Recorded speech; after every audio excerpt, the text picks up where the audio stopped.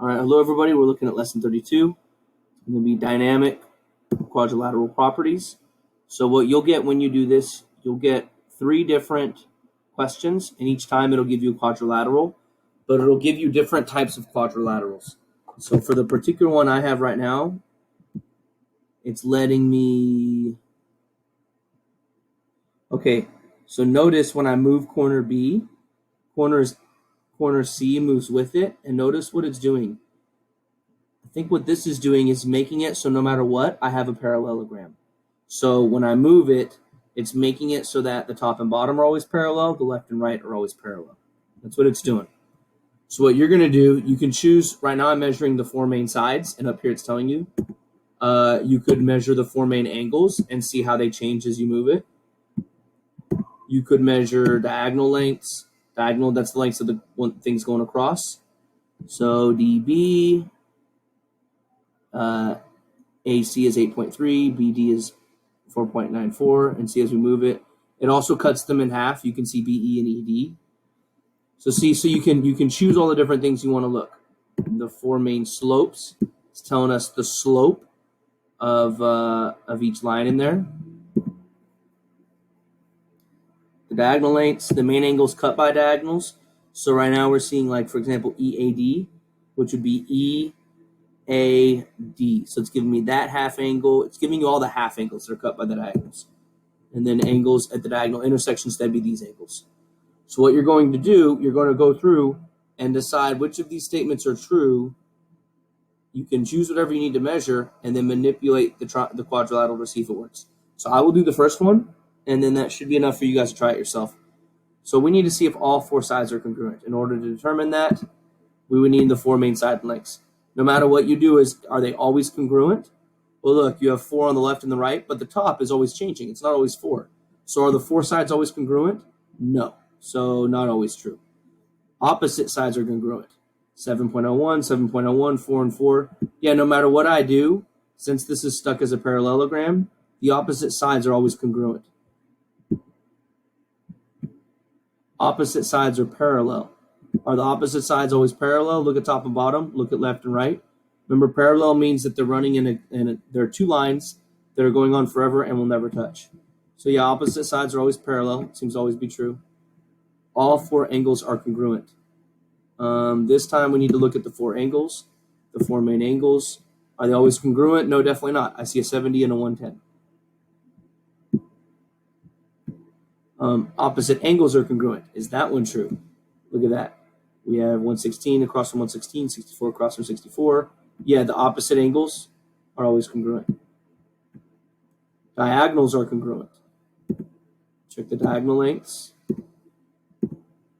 Are the diagonals congruent? No, definitely not. One of them is 6.34, 8.78. So diagonals are congruent? No.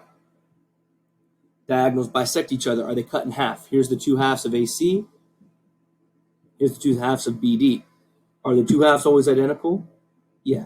So they always bisect each other. Diagonals intersect at a right angle. For that, let's look at the angles at the diagonal intersection. See, here's like AEB. Look at what that would be. AEB. So these are the angles right here. So do the diagonals intersect at right angles? At the place they meet, do you make a bunch of right angles? No, none of those angles are right angles. So that's not true. Diagonals bisect interior angles. That means these angles on the inside, do the diagonals cut those in half? So main angles cut by diagonals. There we go. So let's see if the angles end up being bisected, meaning are these angles always cut in half by the diagonals? So EAD would be EAD, and compare that to EAB. See, I'm taking this angle right here and seeing it cut in half. So EAD is 42 degrees, and EAB is 25. EAB is 25. So are the interior angles always bisected? Are these angles in here always cut in half? No, certainly not. And then lastly, do all the angles add up to 360? Well, it's a quadrilateral, and in the quadrilateral, You can check if you want. We're going through the 4-angle measurements. If you add those up, they're always going to add up to 360, no matter what you do, right? Because as one gets bigger, so if I make this angle bigger, this angle will get smaller because they're supplementary. They always add up to 90. And then these two always add up to 90. So yeah, always true. The sum of all angles equals 360. Now, if I made a mistake in here, what this will do is it'll tell me what I did wrong. It'll tell me to check something else if I got it wrong, if I was wrong with anything. Oh, whoops, I didn't even read what it said. Compare angle DAB and ABC as you drag the vertices in the figure above. Update your answer to reflect this relationship. So compare angle DAB and angle ABC. So angle DAB and angle ABC. That would be angle DAB. Okay, so this is the main angles. Angle DAB and angle ABC. So these are supplementary. So let's see what we did wrong. All four sides are congruent? No. Diagonals are congruent? No. Diagonals intersect at right angles? No. Diagonals bisect at interior angles? No. All four angles are congruent. I messed up. Are all four of these angles congruent? No, obviously not. All four angles congruent, that belongs in not always true. That was the mistake that I had. I don't know if I slid it over there by accident when I decided it was not true. Okay, now it's happy.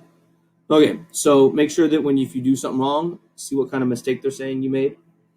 And that's one. And so you're going to complete 3 different versions of this. And you're just going to take it slow, move it around, decide the properties, make sense of each thing. If you have any questions, just send me an email.